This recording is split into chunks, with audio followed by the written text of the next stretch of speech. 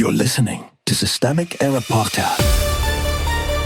The failure was designed. Trump's colossal week from hell leaves his brags in tatters, based on an article by John Casey. Trump's damage is not her bud. It's the business model. A week of visible rot. The reporting strings together a week of Trumpian collapse. He meddled in a world-top disciplinary decision, blew up a fragile Iran ceasefire after bragging about it, turned a Lincoln Memorial renovation into a public embarrassment, and kept losing in court while Republicans and Democrats kept revealing their own limits. That is the surface story. The real story is who still has power, who keeps handing it over, and who gets stuck paying for the wreckage. The real decision maker. Trump is not being portrayed here as a powerless blowhard. He is the central institutional actor. He called FIFA president to overturn a red card, publicly torched the Iran deal he had just sold as complete, and personally directed a vanity renovation of a national monument through no-bid contracts. These are not random outbursts. They are exercises of authority by a man who treats office like private property. That distinction matters. If the damage were just personal incompetence, the solution would be embarrassment. But the source shows something harsher. Trump still has access to leverage, and powerful people keep responding to it. Permission structures, not misunderstandings. The source keeps circling a pattern the political class refuses to name cleanly. Trump's abuses persist because institutions keep making room for them. FIFA president folded. The White House renovations were handled through no-bid contracting. Interior Secretary Doug Burgum says the same company that bought the reflecting pool will fix it. That is not repair. That is laundering failure through the same pipeline that produced it.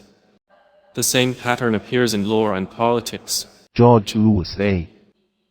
Kaplan ordered the immediate release of the $5 million Carroll Award after Trump tried to delay payment.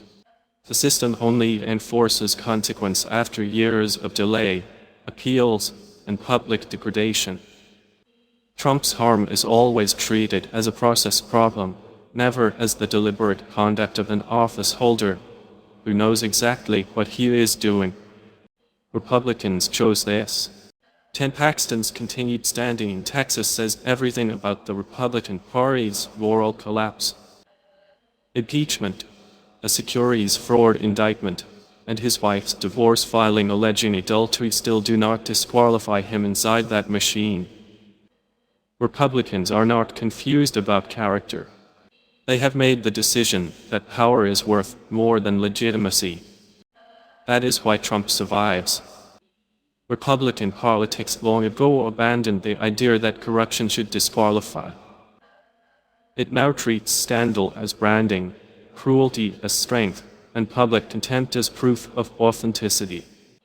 The party does not merely tolerate authoritarian behavior, it rewards it. Democrats are still too slow, but not symmetrical. The Plattner episode shows a different failure. He survived an arts-alike tattoo and vile Reddit posts minimizing military sexual assault, and the base mostly shrugged. But when a rape allegation emerged, Democratic leaders moved fast.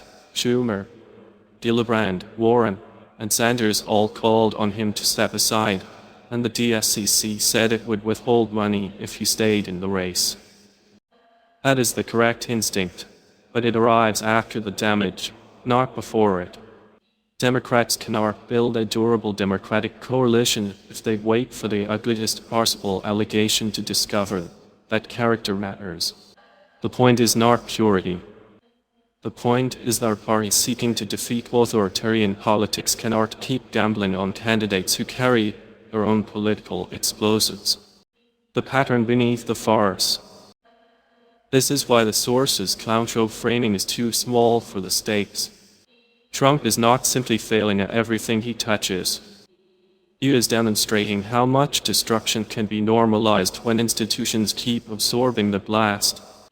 A compromised deal can survive until he publicly kills it. A public monument can be vandalized through executive vanity and then handed to the same contractor.